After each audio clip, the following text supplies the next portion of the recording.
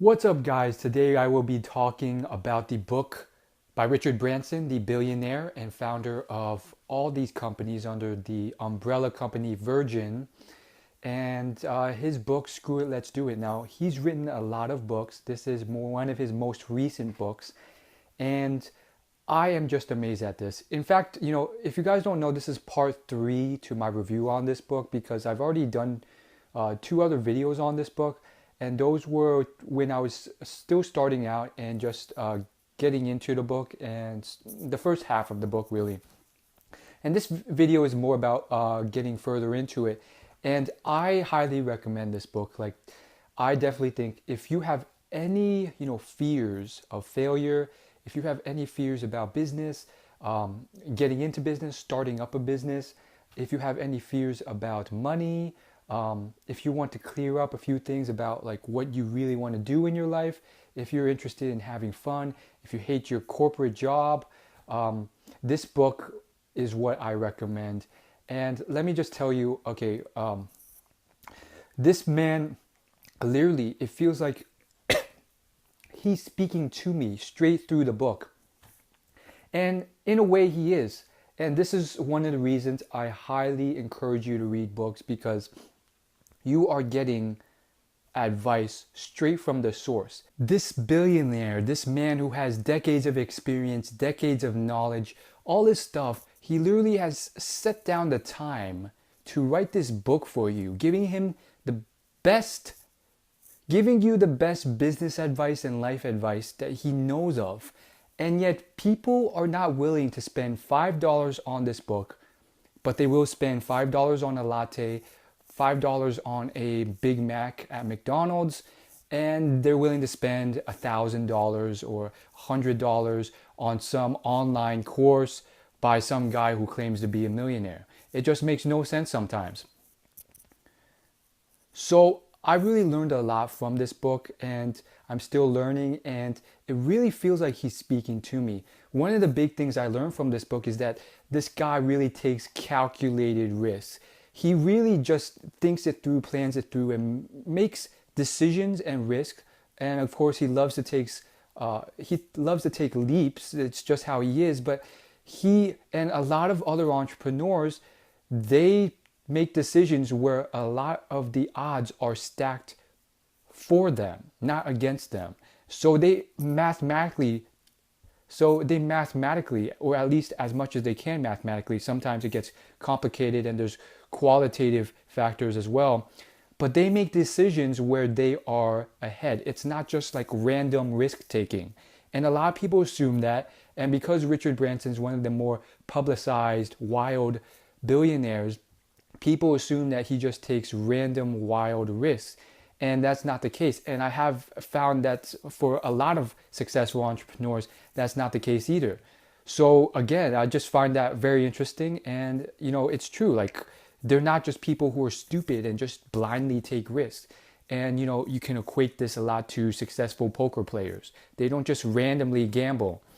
Now, moving on from that, the second big thing I think which is of most importance, is that he had fun in what he did. And he gives a lot of life advice in this book.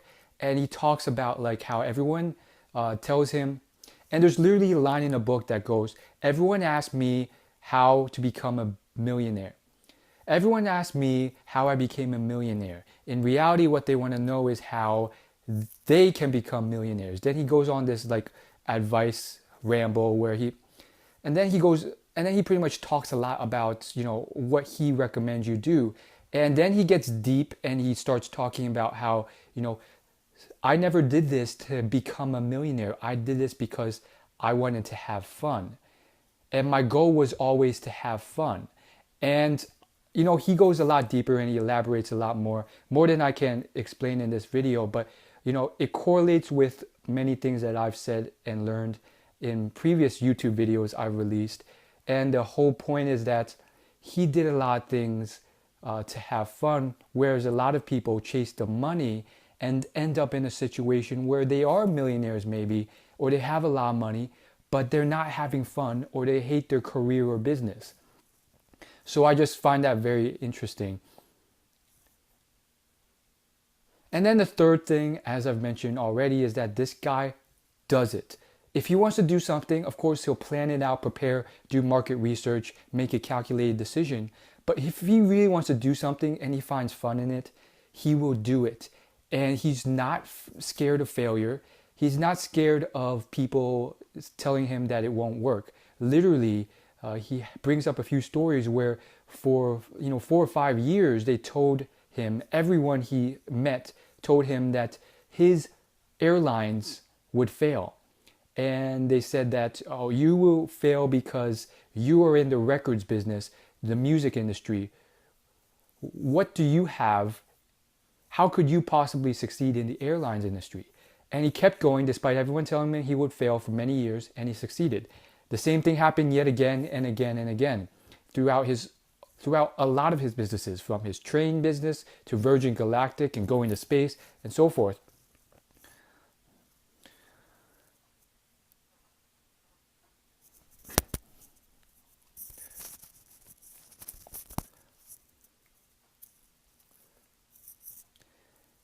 And this guy really does things if he really wants to. Like, he literally discovered this bullet train that would go like hundreds of miles per hour in Asia, and he wrote it and he thought this thing was flawless. So the next week he heard that the UK was lowering regulations on businesses being able to enter into the train industry. And guess what? He started. So this guy, he has a lot of things that hold back a lot of entrepreneurs. Some of it has been shaped by his mother and grandfather and his upbringing. And, some of it, I don't know where he had it, but I think it's very important. So many people are paralyzed by failure. This guy is not. As Steve Jobs says, each time I remember the fact that I'm going to die, it washes away all those things about failure and the rest of that. And then the last big thing is that this guy really, and the last big thing, and I think you can use this in your life as well, is that this guy consulted and asked for advice and research from experienced people before he got into a business. So for instance, again, people assume that this guy is just this like crazy entrepreneur who's a risk taker and doesn't plan things through, which is actually not true, surprisingly. So this guy, when he started Virgin, before he started, he consulted with a guy who was very good in airline business. He had started his own airline business, and he talked to this guy and asked for advice and all this stuff. And what happened with this man was that he had a prosperous airline business, and they were doing really well. But then one day, a bigger airline, a much bigger airline, I think it was British Airlines, they decided to undercut his airline. So basically what that means is that they lowered prices extremely to the point where they were not making money, but they didn't care. They just wanted to force this man to go bankrupt because they had to compete on prices. So therefore, everyone has to lower prices to compete. And because he was a much smaller airline, he didn't have as much cash flow and all sorts of other stuff. He eventually ran dry in terms of cash.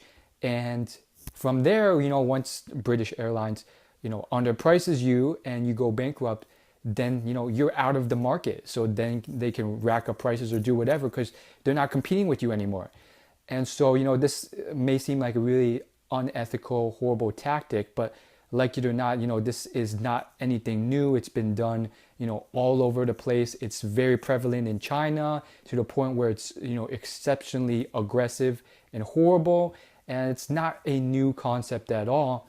And in business, like, you just have to be prepared for stuff like this. And so,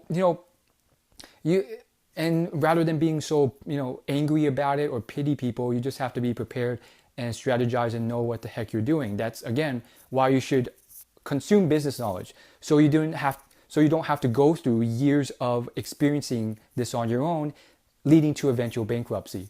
So long story short, the point is, this guy gave all this advice and he said, if British Airlines does this to you, you have to sue them and you have to speak up and you have to stand up for yourself rather than just, letting them plow you through. And the biggest thing I recommend to you, Richard Branson, is that rather than being a commoditized service like I was with my airlines, you have to provide quality. Do something above and beyond, because by doing that, you differentiate yourself. You differentiate yourself from your competition. And rather than playing on a commoditized playing field where all airlines look and feel and taste the same, and you're only competing on price, you have something else. You have a level of economic goodwill. You have something that the customers will enjoy and respect, and you'll get loyalty. And therefore, you can't be undercut or underpriced completely. And so Richard Branson did that, and again, he still does that. He does a bunch of crazy stuff on his airlines, stuff that no one's done before, and it really provides a different, plane of competing. They're competing on quality as a brand rather than just as a, nameless, faceless commodity airlines like every other airlines out there. Like literally, they'll have ice cubes with Richard Branson's face on it. Everyone will get ice cream on the airlines, and obviously it's a lot pricier, but it's a different type of business. And so even with that, he still had a lot of struggles and pains and horrible, altercations and stuff that he had to deal with British Airlines. And eventually they did a bunch of horrible below the belt stuff, like defame his name, spread, rumors. But then Richard Branson took these people to court and sued them for libel, and he won, and he won the case. So that's all I gotta say about this. And as always, like and subscribe. Thanks for watching. I'll see you in my next video. Peace.